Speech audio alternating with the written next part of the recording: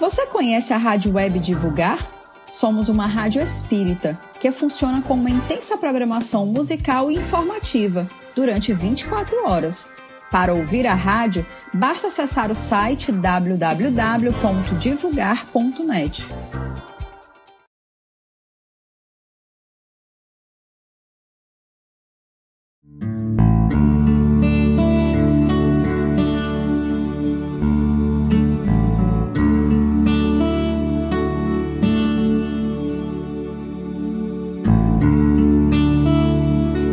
Espiritismo e meditação. Eu quero agradecer a presença dos amigos que estão atualmente fazendo conexão com esse conteúdo, com essa minha fala. Quero dizer da minha alegria de poder partilhar com todos aí do estado do Maranhão e poder, de alguma forma, trazer alguma contribuição no que tange a temática proposta. Recebam o meu abraço terno, carinhoso, um afago do açaí na Jussara. Vivemos um mundo galopante, difícil, tenso, veloz, extremamente centrado numa materialidade. Vivemos como se fôssemos morrer e a vida fosse se extinguir definitivamente. A nossa volúpia por experimentar, gozar a vida, nos projeta para uma existência centrada estritamente numa perspectiva corpórea, a tal ponto que, em dada circunstância, nós não conseguimos lidar com as nossas demandas internas e experimentamos, aqui e acolá, dificuldades e conflitos que se apresentam na forma de problemas, sejam físicos, sejam emocionais, sejam de natureza psicológica, sejam de natureza mental, seja de natureza espiritual, anunciando de que a nossa vida não vai bem. É necessário, portanto, ter um olhar decisivamente mais centrado numa perspectiva de reflexão. Aliás, esses dias, como que a natureza nos convidou a fazer essa reflexão e essa imersão, colocando-nos em casa. Numa medida comparativa, a natureza fez como fazem as mães em relação aos filhos peraltas. Os colocam sentados para refletir sobre as suas peraltices. E depois de um tempo, chamam os filhos à reflexão para saber se eles aprenderam ou não de que não se deve ou que se deve fazer tal ou tal coisa. Assim a Terra está fazendo conosco. Abriu um espaço para que pudéssemos, sentados dentro de casa, mediante uma sanção imposta pela própria natureza, tivéssemos a oportunidade de refletir sobre esse estilo de vida que alinhavamos no início. É como se estivéssemos fazendo tantas peraltices, exaurindo, em nome da economia, os produtos que a natureza nos confere e, numa vivência focada no sucesso, na busca de uma felicidade utópica, nos projetamos através do prestígio, do status, no exercício de poder uns sobre os outros, naturalmente desconectado do equilíbrio. Então, essa vivência individual e coletiva, que faz com que os países se entrechoquem e ameacem, incluso guerras de natureza nuclear, ensejou de que os espíritos amigos pudessem patrocinar um elemento extraordinariamente pequeno, como um vírus, menor que uma célula, e pudesse ser o monstro que não estivesse situado neste ou naquele país, que desconhecesse fronteiras, que pudesse percorrer todos os povos, todas as nações, todos os gêneros, todas as raças, todas as religiões, enfim, o ser planetário. E, de repente, esse recurso que, em última análise, a misericórdia divina tem utilizado para evitar uma terceira guerra mundial ou catástrofes equivalentes, nos colocaram dentro de casa.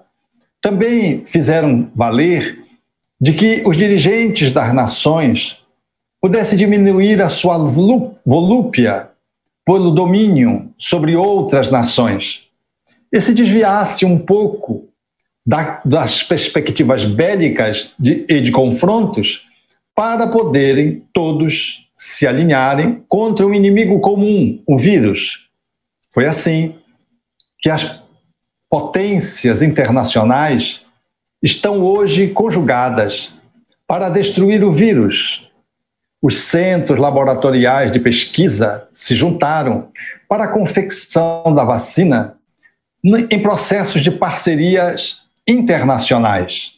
Mesmo aquelas de ideologia de esquerda e as de direita fizeram nexos a fim de poder patrocinar a construção das armas que deveriam destruir esse inimigo mortal chamado coronavírus, o SARS, que se apresentou numa nova modalidade, ameaçando a humanidade inteira.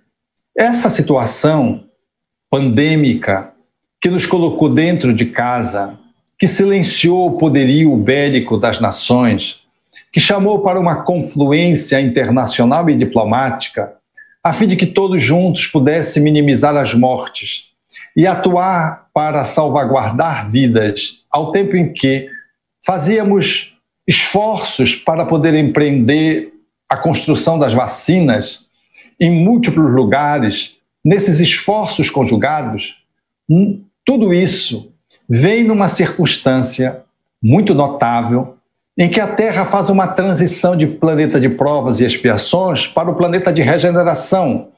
Esse contexto está situado, portanto, dentro dessa travessia que estamos fazendo evolutiva. Espíritos que ficaram homiciados nas sombras durante muito tempo no mundo espiritual estão sendo desalojados e muitos reencarnando para terem a experiência de poder se sobreporem como última chance e acompanharem o progresso da Terra. Muitos desses espíritos empedernidos no mal, entendendo a última chance, não têm sabido valorizar e faz valer toda a sua crueldade, todo o seu fascínio, toda a sua liderança negativa, catalisando em torno de si os seus discípulos, que encarnados igualmente e outras pessoas incautas, lhes seguem os apelos de liderança negativa, levando a humanidade, nesses dias, a experimentar um desconcerto global em todas as... na forma como lida com o planeta, no aspecto ecológico, seja na forma como lida com o seu próprio corpo, na sua terra pessoal, individual de cada pessoa, que é o corpo onde ela renasce.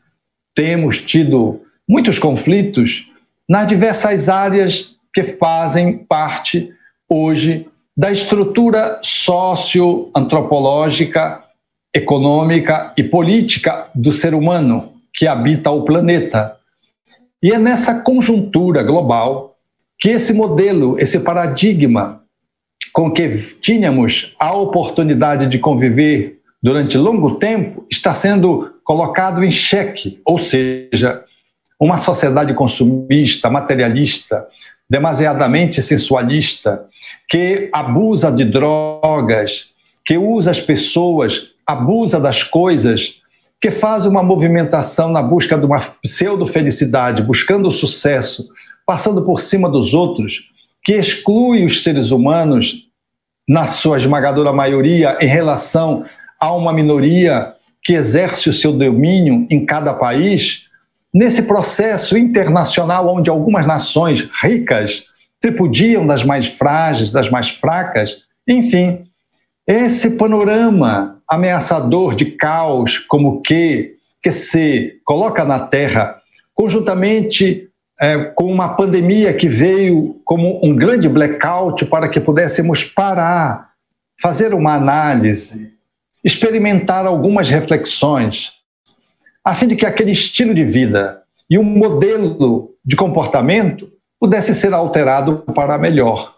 É nessa perspectiva que o Espiritismo surge, trazendo essas explicações mais abrangentes, sistêmicas, mostrando a transformação do planeta, mostrando que se esgotou um paradigma de vida, um modelo de viver, mostrando também que espíritos que estavam nas sombras reencarnaram como para ter a sua última oportunidade de acompanhar o progresso do planeta, de vez que, em não aproveitando, serão exilados para planetas congêneres ao nosso, mais inferiores, e a Terra seguirá assumindo a conjunção de ser um planeta agora de provas e expiações, travestido agora em regeneração, ou seja, vai essa transformação se operando a pouco e pouco.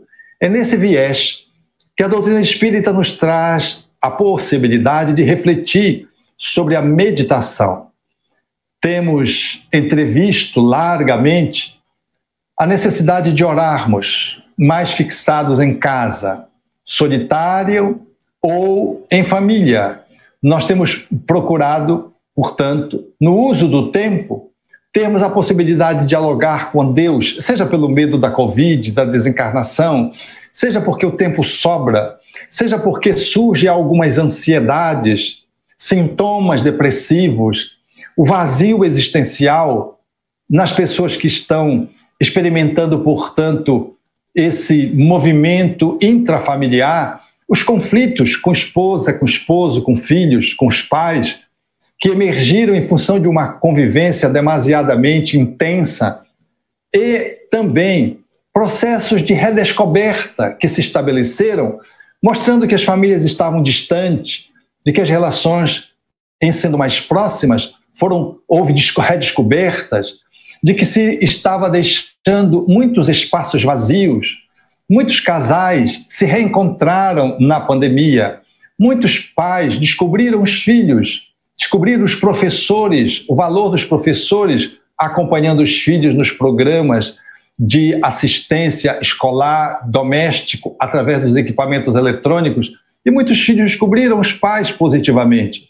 Então, há um misto de ocorrências positivas e negativas que o Espiritismo nos traz para que possamos nos aperceber e fazermos melhores escolhas à medida em que a Terra vai caminhando nessas transformações ciclópicas e trazendo a vacina contra o coronavírus como uma possibilidade de aquietação da pandemia e o reestabelecimento da ordem que se colocou na Terra prejudicada em função desse quadro do vírus que tomou todas as nações, por assim dizer.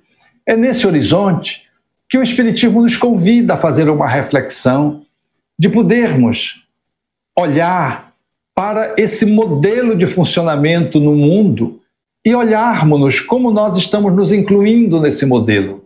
Se estamos repetindo o que os outros fazem, vivendo como se fôssemos morrer materialisticamente, experimentando apenas o momento do agora, sem se preocupar com o futuro, usando o poder de dominação sobre os outros, olhando para o corpo como se nós fôssemos ser eternos no corpo e fazendo, portanto, um olhar para a espiritualidade apenas nas ocasiões de conflito, de grandes dores, de grandes perdas. O Espiritismo faz todas essas reflexões e nos convida a ter um olhar diferente, dizendo-nos que, estando nesse planeta de provas e expiações, em transição para a de regeneração, nós somos espíritos que estamos reencarnados. Nós estamos vivendo uma vida material, mas precisamos vivê-la a partir da nossa dimensão espiritual. De que nós não somos seres humanos fazendo uma viagem espiritual, nós somos seres espirituais fazendo uma viagem humana.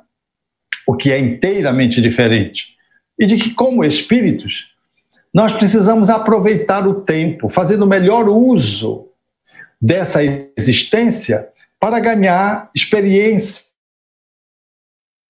intelectual e moralmente. De que, intelectualmente, já temos feito avanços, mas moralmente tem sido a deficiência do indivíduo e do planeta como um todo. Portanto, de forma coletiva, há um déficit ético-moral e de que precisamos estar muito atentos para isso. E para que pudéssemos, então, realinhavar o nosso projeto reencarnatório e retomarmos a nossa perspectiva de existência dentro do olhar espiritista, é necessário focarmos nesses princípios de que estamos de passagem. Logo mais vamos abandonar o corpo, quando muito experimentando a velhice, mas o que são algumas décadas diante da expressão milenária dos caminhos que já fizemos e que vamos fazer. A ocorrência na Terra é como se fosse uma imersão laboratorial para aprendermos numa escola. Portanto, reencarnar é experimentar o aluno na convivência com a escola por um tempo de mais ou menos 50, 60, no máximo 100 anos, e que pode ir muito antes de 50, saindo da escola, voltando para a pátria espiritual de onde proveio. É nesse olhar que o Espiritismo suscita a necessidade de refletirmos, analisarmos, fazermos reflexões. A meditação é um instrumento que temos utilizado muito pouco e que Allan Kardec postulou como sendo fundamental na nossa trajetória evolutiva para transformar as nossas almas, melhorarmos nessa existência e fazermos uma transformação do ponto de vista ético-moral e implementarmos práticas que fossem coerentes com a caridade e com o amor, na expressão de Santo Agostinho na questão 919A, quando Santo Agostinho, ele mesmo, traz a sua própria história de vida e nos coloca ao alcance para examinarmos o seu exemplo e tirarmos o proveito disso, adequando a nossa própria existência, mas fazendo reflexões que deveriam ser diárias. Meditar não é uma experiência de uma época da vida, de quem já não tem mais o que fazer, ou de alguém que está no hospital internado com Covid, em recuperação, ou então é alguém que está dentro do lar, em sistema de confinamento ou distanciamento social, está sobrando tempo e por isso vai meditar. Não. A proposta espírita é usar a meditação como um recurso diário, independente de como esteja a vida no planeta e como esteja a nossa vida.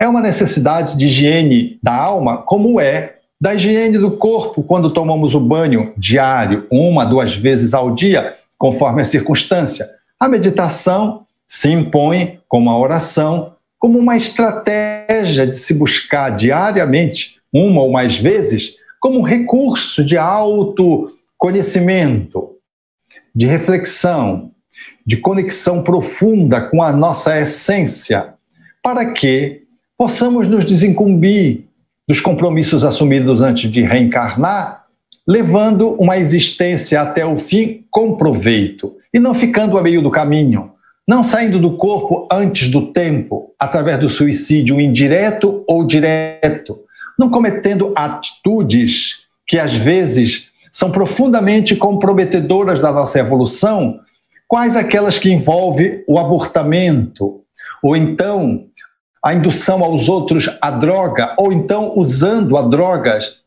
lícitas ou ilícitas, que fazendo parte da nossa caminhada, podem nos tornar dependentes, abreviando o tempo da nossa encarnação. O Espiritismo, portanto, nos propõe uma reflexão que possa mudar o curso da nossa existência, que, em sendo diária, possamos fazer valer o aproveitamento da nossa encarnação, exercitando, portanto, o que há de melhor dentro de nós mesmos para o mundo e aproveitando do mundo o que há de melhor do mundo para acelerar o nosso processo de crescimento, aprendendo. É, portanto, nesse viés que surge a meditação. É necessário agir, exercer a caridade para que possamos nos libertar, tal como Allan Kardec assinalou aos espíritos, fora da caridade não há salvação. Mas para sermos caridosos, para que possamos exercer esse amor dinâmico, é necessário estarmos muito conscientes do papel que devemos desenvolver na Terra e, portanto, devemos empreender uma amorosidade bastante lúcida.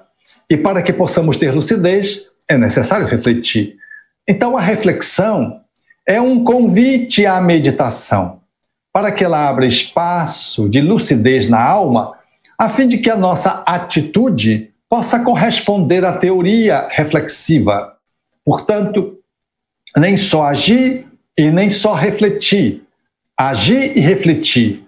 A ação reflexiva é a proposta espírita para que possamos maximizar o aproveitamento da nossa existência e avançar na direção de experiências luminíferas, capazes de nos resgatar a alma para o bem definitivamente e de darmos a nossa contribuição onde estamos, a começar do lar, com aqueles que convivem conosco em regime de convivência doméstica, até o trabalho, o centro espírita, o aspecto comunitário, ou mesmo a via pública, quando entretecemos contato diurno, noturno, com aqueles que transitam na urbe, e muitas vezes nós somos chamados a fazermos uma abordagem, ou somos abordados, e podemos resgatar alguém através da nossa postura de amor, da nossa postura de sabedoria, dentro dos princípios que o Espiritismo nos propõe,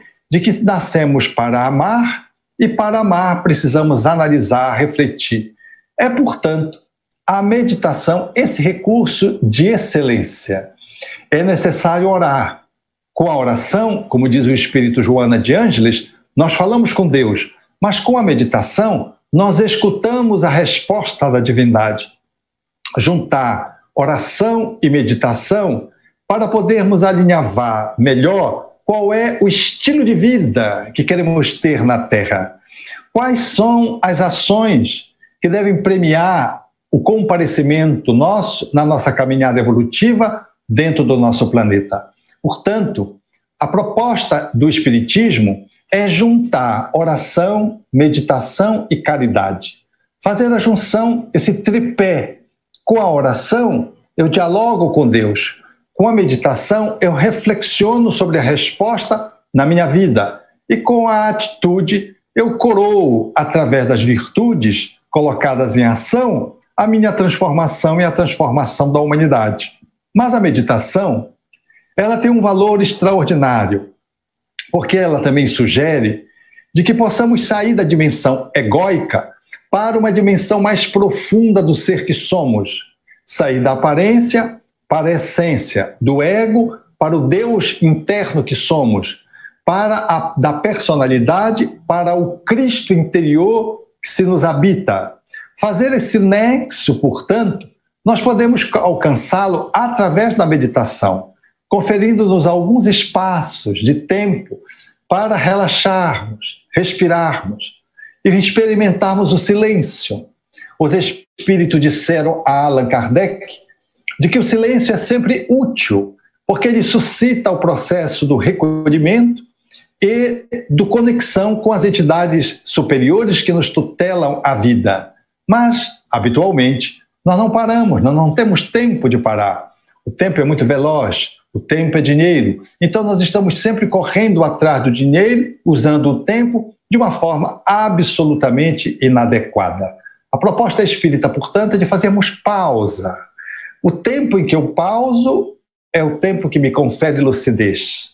O tempo em que eu me permito fazer um espaço entre duas atividades é o tempo que eu posso fazer uma imersão, para que a minha emersão possa ser mais produtiva, porque quem só faz acaba fazendo o ativismo e acaba tomando desvios e nem se dá conta, porque não reflete sobre o que faz.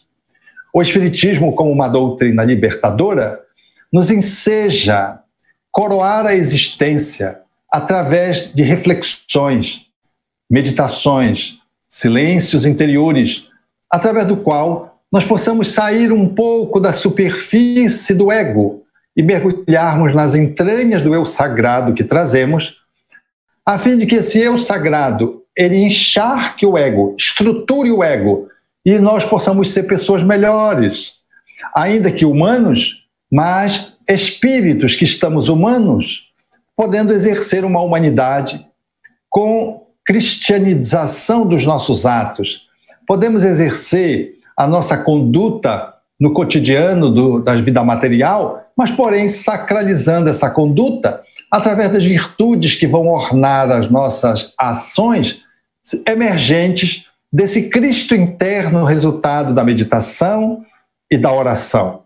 A proposta, portanto, que o Espiritismo tem nos alinhavado nesses dias é fazer a junção dessas três dinâmicas. Assim se deu com Jesus. Ele atuava do bem, mas se recolhia em processo meditativo para orar ao Pai, refazendo as suas energias, a fim de que em seguida pudesse voltar à carga, atendendo a multidão esfaimada de luz e de pão. Assim era Jesus. Às vezes ele estava atendendo o povo e se afastava da margem, dentro do barco, e se isolava um pouco por uns momentos, mas ele não foi o Cristo porque se isolou definitivamente. Ele se afastava para fazer esse processo de interiorização. Ele não abandonou a sociedade, ele não fugiu. O Cristo não foi o Espírito iluminado porque ele foi para um monte e se iluminou, porque ele foi para o deserto da Palestina e se iluminou. Ele foi iluminado porque ele deixou emergir a dimensão de Deus que o habitava, como espírito superior que foi, e ele pôde trazer isso à tona, ensejando tratar as pessoas como seus irmãos em humanidade, amando-as intensamente todos os dias. E, para nos ensinar como fazer isso, deixou-nos o legado, enquanto exemplo, de como poderíamos amar as pessoas, mas também deixou-nos como exemplo a necessidade do recolhimento, do afastamento social circunstancial e sugerindo a meditação e também a oração como sendo espaços de reabastecimento interno para que possamos tocar a vida todos os dias. É necessário, portanto, fazer o equilíbrio dessas possibilidades: caridade e meditação, caridade, oração, oração, meditação e ação no bem. Esse tripé nos enseja, portanto, colocar numa via libertadora, não só meditar, afastando-se da sociedade, numa atitude covarde, vivendo longe da sociedade para não se mancular com a sociedade, para não se manchar dos homens que vivem em sociedade. Essa é uma alma covarde, que se afasta, não se ilumina, não aprende e nem compartilha o que tem, se é que tem. Então, a proposta espírita é uma meditação de alguém que está vivendo em sociedade. Também não é uma proposta que envolva rituais, que envolva atitudes externas, que envolva técnicas complexas e rebuscadas. Não. A proposta meditativa que o Espiritismo traz, ela é silenciosa. Não existe uma técnica única. É abrir espaço, fazer silêncio, respirar e sistematicamente se conceder essa oportunidade para poder abrir a mente ao Criador, podendo fazê-lo após a oração, como um processo que se segue à oração, porque até a oração nós fazemos uma falação e não damos tempo para sermos inspirados pela divindade. Não escutamos o que o divino tem a nos dizer. Pedimos, mas não escutamos a resposta. A meditação pode se seguir à oração como espaço de escuta, para ver o que Deus tem a me inspirar, a me sugerir, através dos benfeitores espirituais que, em seu nome, vão me atendendo, vão me tutelando, vão me sinalizando caminhos, possibilidades de solução dos problemas. Então, é nesse viés que a meditação entra. Não é ritualizar ou buscar um rito e buscar uma técnica de meditação espírita. Não existe isso. A meditação é algo bastante abrangente que você pode fazer olhando as praias. Por exemplo, na costa brasileira, aí no Maranhão, eu posso meditar olhando a praia, com os olhos abertos, olhando a praia e abrindo-me para sentir a divindade expressa nesse infinito entre o céu e o mar, aonde a vida pulsa grandemente, trazido pela brisa, as ondas, sentado, contemplando. Eu estou num processo meditativo. Fico percebendo a divindade expressa através da natureza, como Allan Kardec propôs. Deus não se mostra, ele se revela através das suas obras, olhando a divindade naquele espaço. Essa contemplação, ela me serve como abastecimento, porque eu me conecto com a criação. Eu observo o encanto e a beleza da natureza. Quando eu me conecto com a beleza, eu estou me conectando com Deus, porque Deus, um dos seus atributos da divindade é o belo. Deus é belo, porque a natureza é bela.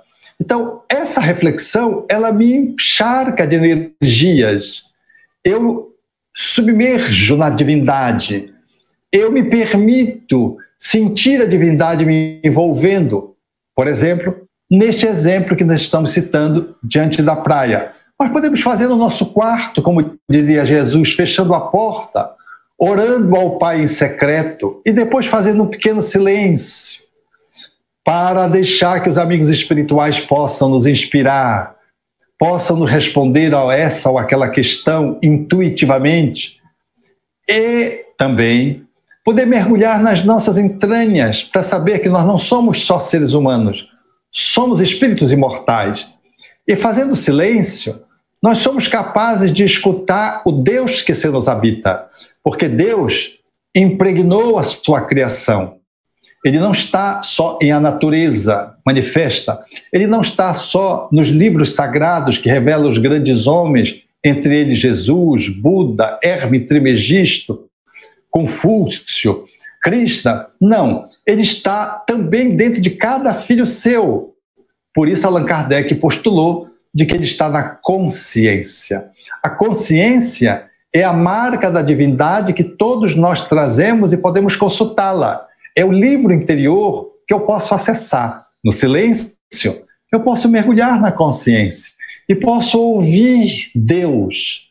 As respostas estão dentro de mim.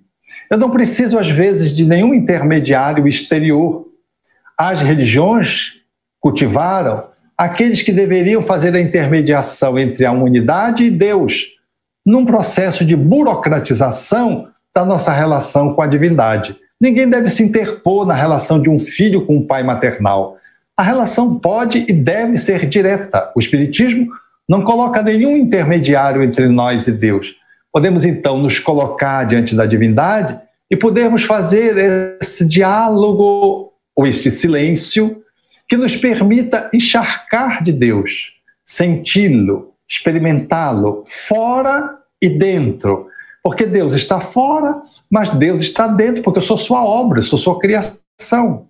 Então, Allan Kardec definiria o espírito como clarão, centelha, como chama, na questão 88 de O Livro dos Espíritos, significando de que nós somos luzes. Não foi sem razão que Jesus disse: vós sois luzes, vós sois a luz do mundo. Não se pode esconder uma cidade edificada num monte.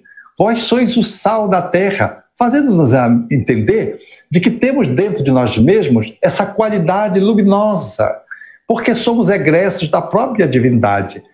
E temos, portanto, essa condição de natureza essencial, divina, que quando se expressa, nos causa plenitude, felicidade.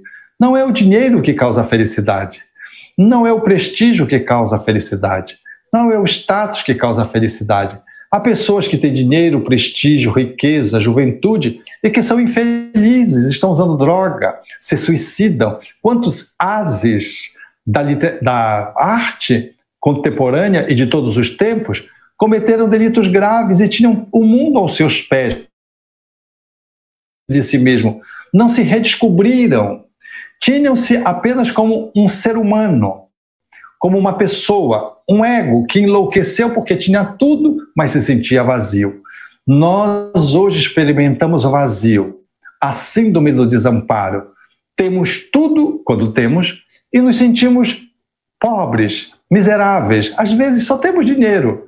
A proposta que o Espiritismo nos traz é da felicidade, que vem de dentro para fora, da plenitude, que vem da alma para o ego, para o corpo e para a vida, que não está necessariamente vinculada ao poder temporal. Há uma soma de riquezas grandiosas, há uma estética corporal incomparável, ao prestígio na sociedade onde estamos engajados. Posto que as pessoas que têm essas coisas não são felizes, são escassamente humanas, às vezes são miseráveis, adoecidas, neuróticas, experimentam a vida à base de medicamentos, de comprimidos. O Espiritismo propõe um outro estilo de vida. Viver com pausas, ação e reflexão. Atitude e parada para analisar a atitude. O ego se comunica com o mundo a partir do self transpessoal, o Cristo interno que nos habita, que vem e se comunica através do ego e nos coloca em comunicação com o mundo, nos dando a oportunidade, portanto, de experimentar uma vida melhor.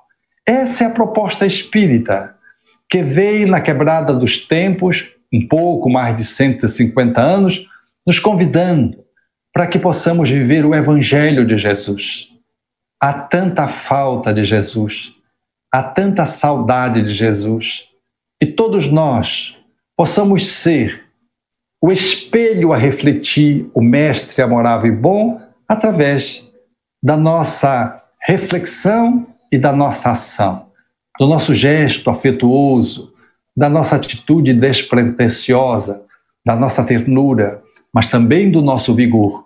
O estilo de vida que o Espiritismo propõe nesses dias, portanto, não é essa agonia, aonde nós procuramos fazer tantas coisas para o mundo e para as coisas, para atender o corpo, para atender as demandas materiais, e estamos sempre com as mãos vazias de amor, com o coração escasso de sentimento e com a mente sempre inquieta.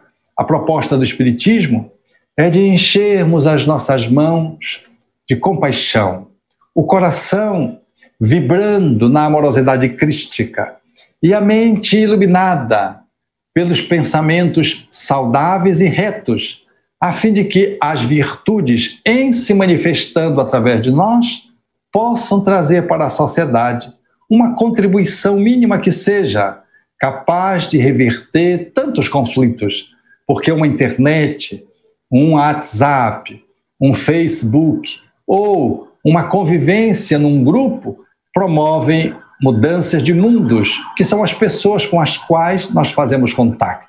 Francisco Cândido Xavier, por exemplo, foi um homem.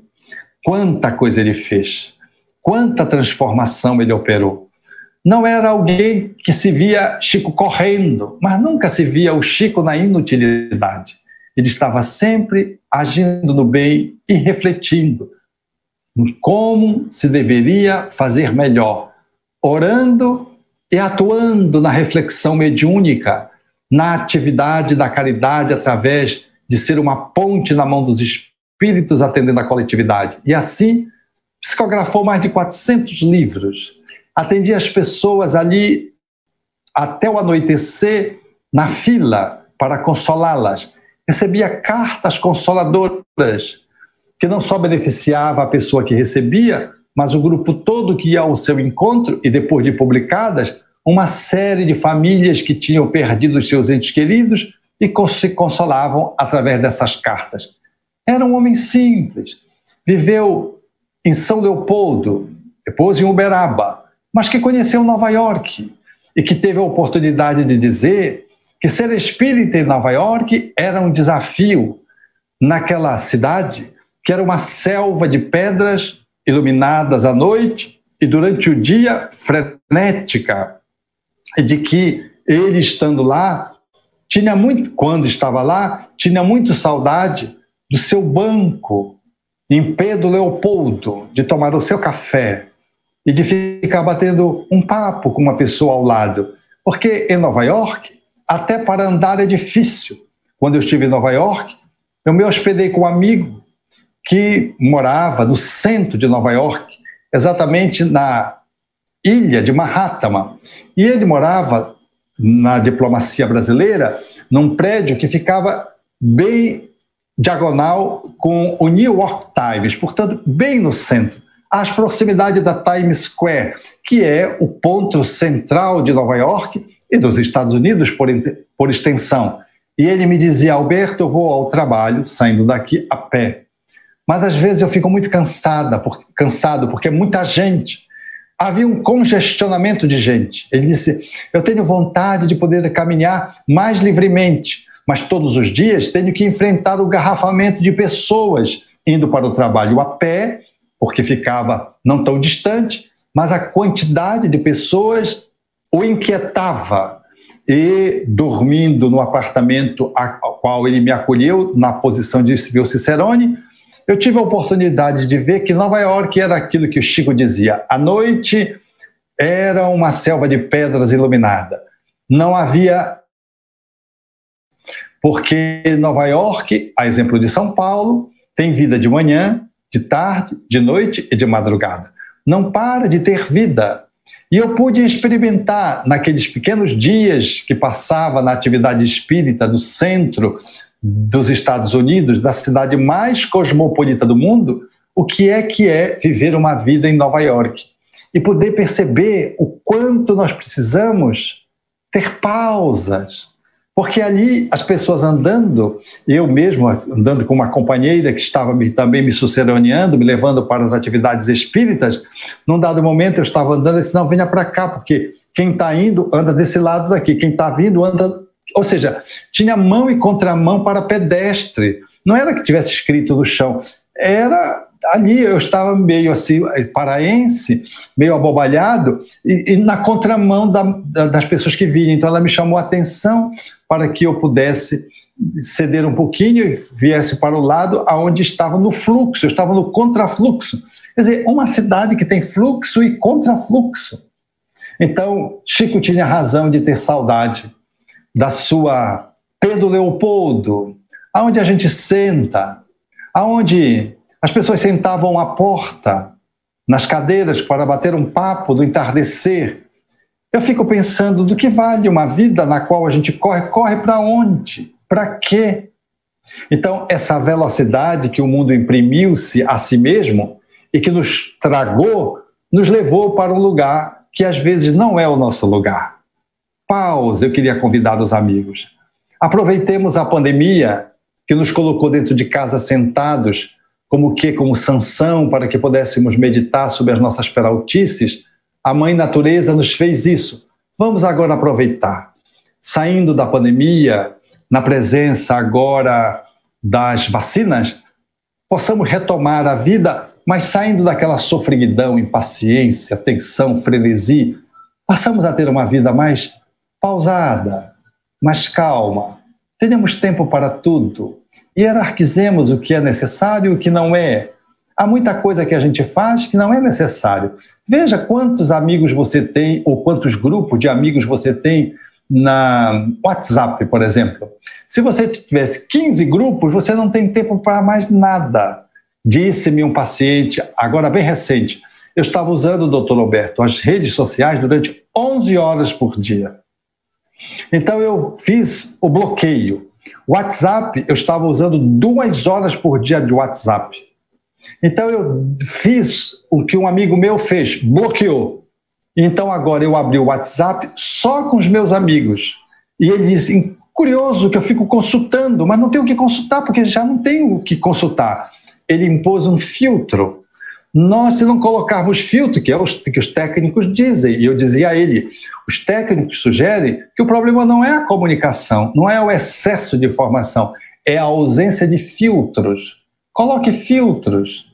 Não fique no WhatsApp colocando 1000 grupos e respondendo a todas as pessoas de cada grupo, porque você não vai ter tempo para viver o essencial, você vai ficar na periferia, na superfície. Então, reserve-se hierarquicamente quais são os grupos, os pequenos grupos que você deve participar. Dizia-me uma amiga outro dia: Alberto, eu cansei, era tanta mãozinha, pezinho, florzinha, e eu já não aguentava de tanta comunicação, porque às vezes nós estamos tão vazios que nós preenchemos com uma comunicação que não é efetiva e nem afetiva, que ela é social, mas periférica, superficial. Então coloquemos filtro, façamos o contato com as pessoas que fazem sentido na sua vida. Se você é um profissional, você precisa ter um grande grupo para se comunicar, mas você faz isso num horário profissional. Você faz isso com o objetivo de atender a multidão, mas não como estilo de vida, onde você se comunica com todo mundo, mas não é amigo de ninguém. Como diz o Espírito Marta, nós temos muitos seguidores, mas temos tão poucos verdadeiros amigos. A meditação, à luz do Espiritismo, nos convida, portanto, a fazermos um redescobrimento da nossa postura de vida, agora cedendo à pandemia, para que possamos levar uma vida mais saborosa e que possamos ter tempo com aqueles que são os nossos amores, nas refeições diárias, domésticas, no encontro com os amigos, no centro espírita, ficando mais tempo, não chegando em cima da hora e saindo antes que o centro espírita tenha acabado a reunião, ou tão logo acabou, a gente já se exauriu e já saiu porque tem um outro compromisso. Ficando mais tempo, estabelecendo diálogos com os amigos, dispondo um tempo para voluntariado, atendendo as pessoas com as quais nós temos um compromisso na área da fraternidade e da caridade, que possamos, portanto, fazer um novo reagendamento da nossa vida, uma vida que tenha um ritmo mais pausado, onde caiba o amor e caiba a meditação, onde caiba a prática do bem e a oração, onde caiba o respeito ao corpo, do que tange ao repouso, mas também que caiba a nossa leitura de uma obra, de um livro, ao invés de estar lendo apenas e vendo templates, às vezes com pouca importância, nós estamos mergulhando numa literatura espírita, numa obra, mergulhando, estudando, refletindo. Quantos livros nós lemos ano passado, com toda a pandemia? Nós estamos apenas fixados nas redes sociais, às vezes com um aproveitamento muito precário. Esses são dias decisivos. A pensar de que o Espiritismo é uma doutrina soberana, grandiosa, porque ela nos traz Jesus de volta.